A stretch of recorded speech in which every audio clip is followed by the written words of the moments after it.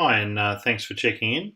This is a session about using PrintUI, and I'm Martin Beanland, a BDE in Loan Market, New South Wales. I'm just going to go in and have a little look. Firstly, if you don't know how to find reference to this, go into your Gmail, type in blueprint. It was referenced in the most recent blueprint.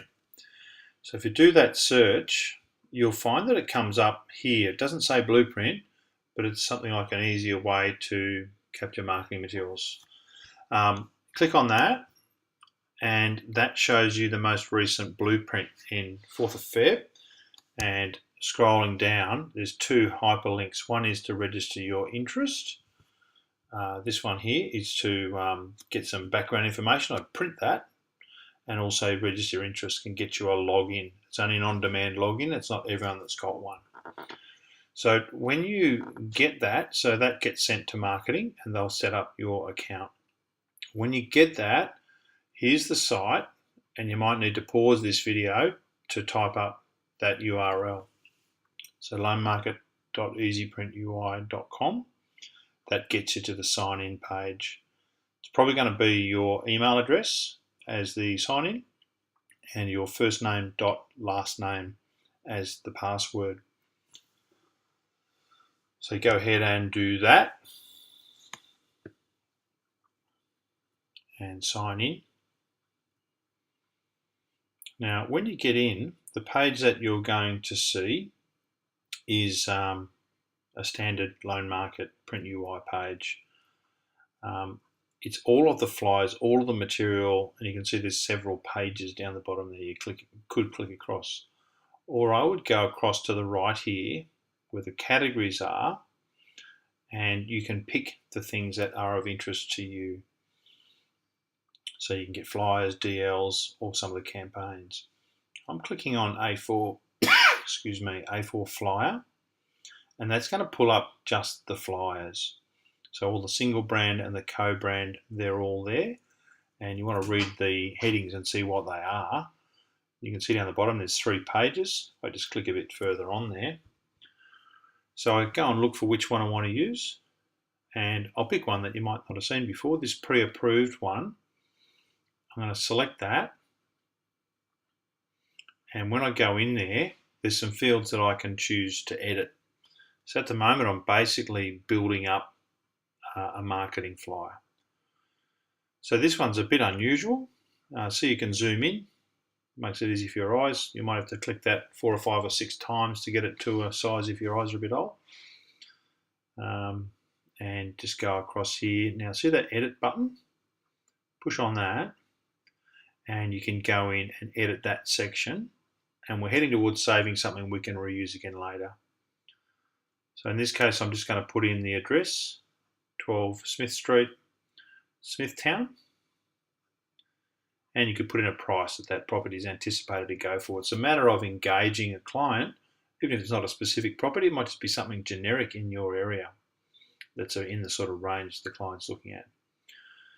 So you can either finger scroll down or use the scroll bar on the right hand side and pull yourself down the document. Let me just play with that. There we go. Righto. So down the bottom here, you've got the standard flyer with some rate tables. Now you can change this photo, or you can drag it off the screen and get rid of the photo. In this case, I'm going to get an image from the library, and I'm going to go into the broker section there on the second one, and I'm going to go looking for the photo I want. Who's the broker I might use? Let's say Mary Ramsey. I'll just type in Mary, and that comes up with a very nice professional photo. So we select that. We can either double click on it or we can select it. Just move the image a bit to where it's going to sit nicely. And when you've done that, you can click the Done button. Now go and do the same in terms of the contact details. So edit the contact details. And let's do the same again. I won't do it all, but let's just change Mary Ramsey's name and title. Just note that the first time you do a flyer, you need to type it. It won't work with copy and paste because it's got formatting and the like. But then once you've got that, you'll have it in your history, which I'll show you in a second. So we type the details, and I won't do it all now, but when we're happy with that, we can go up to the green button up there. I'm finished. That's basically going to store it into our history. And when it does that, it's going to give us an option to download it as a JPEG or a PDF.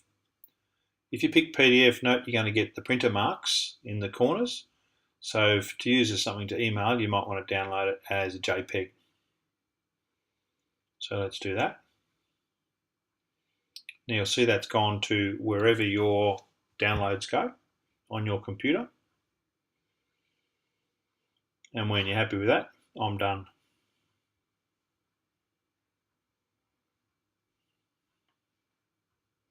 That's taken us back to the home screen.